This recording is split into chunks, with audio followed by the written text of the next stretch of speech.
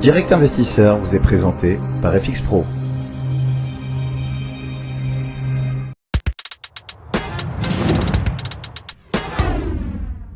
Et nous sommes de retour sur Direct Investisseur. On retrouve en duplex Jérôme Révillier, fondateur d'Eol Trading. Bonjour Jérôme. Bonjour à tous. Alors ce matin, on va commencer par l'euro-dollar. Vous êtes un spécialiste des devises du marché du Forex.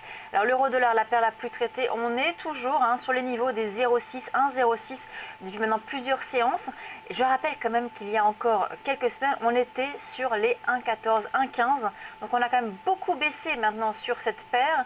L'objectif, vous me direz ce que vous en pensez, quel est votre objectif, mais selon beaucoup d'experts des devises, c'est le premier objectif, c'est les 1,05. Vous partagez, vous, cet objectif ? Alors, je partage cet objectif.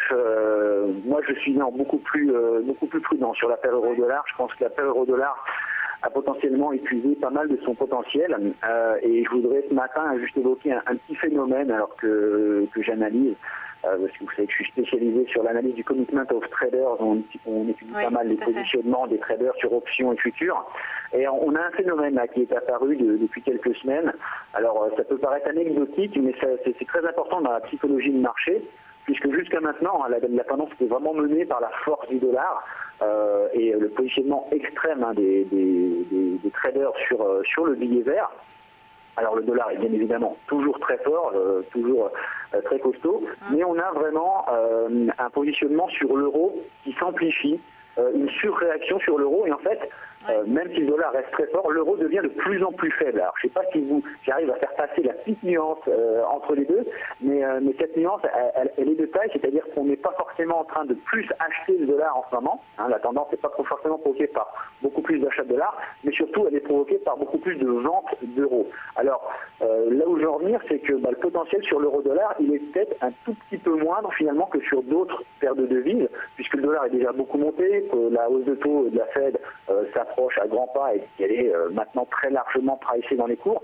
Et je pense que l'euro-dollar, même si effectivement le biais est baissier, on va sans doute aller chercher les plus bas, et encore j'en suis même pas sûr, mais un objectif à 1,04, ça peut se tenir, mais je pense que le potentiel de baisse de l'euro est beaucoup plus intéressant sur des devises, face à des devises qui ont pour le moment pas réagi beaucoup ces derniers mois, comme le dollar australien ou le dollar néo-zélandais. Donc à court terme, quel est votre objectif sur la Alors, paire ? sur l'euro-dollar, alors concrètement en intraday, pour aujourd'hui là, pour moi on a une zone d'achat aux alentours du point pivot du jour 1,0650, 1,0660.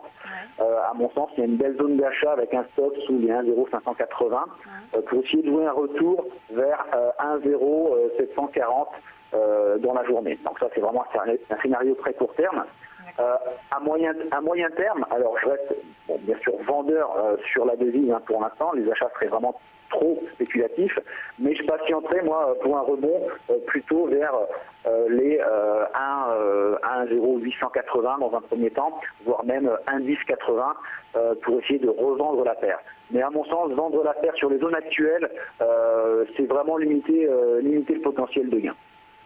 Très bien. Alors on passe maintenant à l'analyse d'une autre paire qui pourrait être intéressante. Vous allez nous dire, c'est le NZD-USD, c'est-à-dire c'est le dollar néo-zélandais face au dollar américain.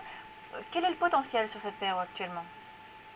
Alors, sur le dollar néo-zélandais, alors comme je vous dis, un dollar néo-zélandais est très affecté, c'est une des devises qui a à mon avis, plus souffert ces derniers temps. Alors, pour plusieurs raisons, déjà les matières premières et la Chine, le ralentissement chinois, qui a obligé la Banque centrale néo-zélandaise à entrer dans un cycle de baisse de taux, qui n'est pas habituel là-bas, les taux sont plutôt élevés. En revanche, là aussi, je vais m'appuyer sur le raisonnement du Commitment of Traders et l'analyse du positionnement des professionnels qui, eux, anticipent plutôt une hausse de la devise. Ils sont massivement positionnés dans l'attente d'une hausse de la devise, alors que pourtant, dans les cours actuellement, rien ne se voit.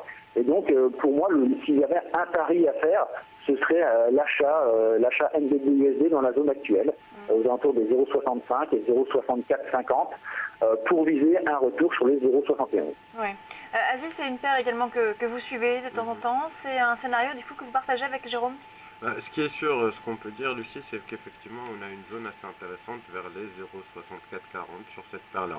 On a une polarité, puisqu'effectivement, ce niveau, c'était un niveau de résistance qui devient niveau de support. On a vu qu'on a marqué une configuration assez intéressante avec une bougie de retournement sur ce niveau-là. Alors, c'est un scénario que je peux comprendre. Alors pour ma part, j'attendrai éventuellement le dépassement des 0,66 pour avoir la confirmation de ce signal. C'est vrai que ça limite un peu plus le potentiel, mais en ce moment, vu la tension sur les devises, je préfère être un peu plus prudent, quitte à avoir un peu moins de potentiel de progression et de gains, plutôt que d'anticiper des signaux et de voir ma probabilité de réussite Hmm. diminuer.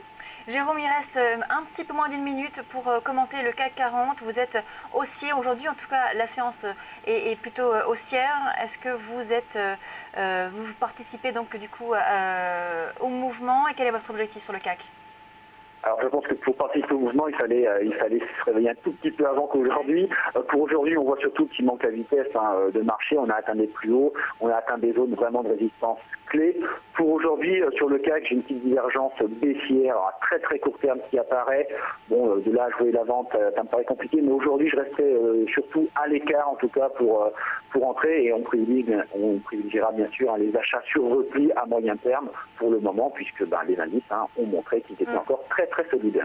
Merci beaucoup Jérôme Révillier, donc le fondateur d'EOL Trading et directeur d'Alternative Capital Investissement. On passe à la suite de Direct Investisseur.